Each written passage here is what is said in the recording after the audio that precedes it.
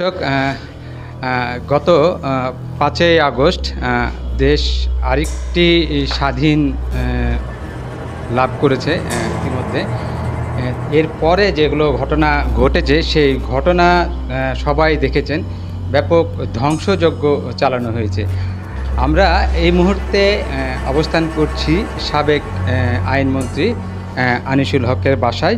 এখানে আপনারা দেখতেছেন কিভাবে তার এই বাড়িটি ধ্বংস করা হয়েছে।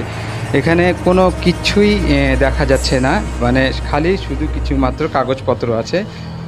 আর এখানে দেয়াল, তারপরে ফার্নিচার, আসবাবপত্র কিচ্ছু না, সব ভেঙে চুরে সব নষ্ট করে দেওয়া হয়েছে। এখানে মানে কিছু কাগজপত্র আমরা দেখতে পাচ্ছি, এই কাগজপত্র ছাড়া আর এখানে তেমন কোনো কিছুই চোখে পড়তেছে না। এখানে একটা ছবি, তার ছবি এখানে দেখা গেছে। আমরা একটু এদিকে আরেকটু ঘুরে দেখাই।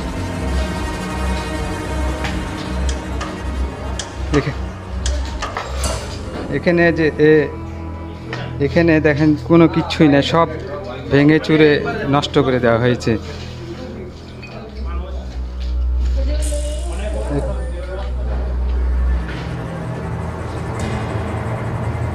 দর্শক দেখতে পাচ্ছেন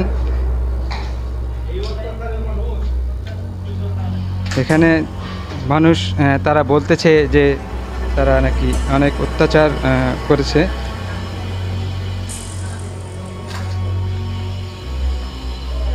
এই অত্যাচারের জন্যই নাকি এত ধ্বংসলীলা করা হয়েছে।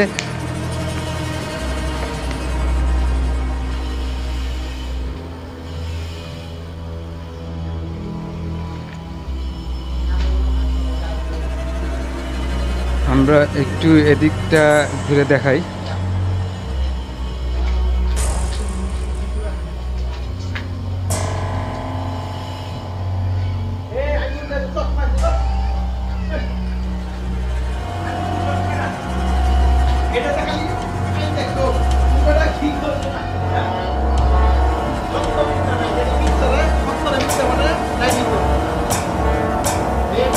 আমরা এখানে কিছু বাইরের থেকে যারা মানুষ আছে তাদের সাথে একটু কথা বলি। তো এই আপনি আমি তো জায়গার না ভাই, আপনি কোথায় থাকেন? আমি ডিউটি থেকে আসছি। এখানে কেন আসছেন? আসছে দেখলাম আইনমন্ত্রীর বাড়ি কি অবস্থা, এক সময় ক্ষমতায় ছিল এখন নেই, তার বাড়ি ঘরের কি অবস্থা একটু জানতে এলাম, একটু দেখতে এলাম আর কি। তো উনি মানে মন্ত্রী হিসাবে কেমন ছিলেন? যথেষ্ট ভালো মন্ত্রী, তাই এই অবস্থা হয়েছে। যদি যথেষ্ট ভালো মন্ত্রী না হইতো তাই এই অবস্থা হইতো না। এই অবস্থা। আচ্ছা, আপনি কি এলাকার না কেউ এখানকার? হ্যাঁ, আমরা এখানেই থাকি, এখানে জব করা হয়, এখানে আসা হয়। আজ এক সপ্তাহ পরে আসলাম আর কি, কারণ আসার পরে দেখতেছি এরকম অবস্থা। এক সময় তো অনেক সিকিউরিটি থাকতো, কখনো ভেতরে ঢোকা হতো না, দেখতাম চাই যে ভেতরে কেমন। এখন তো যে পরিবেশ দেখতেছি ভালো না।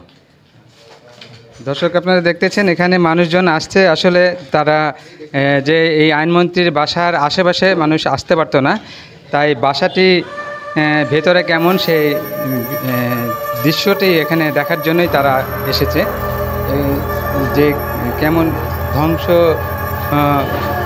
লীলা এখানে চালানো হয়েছে।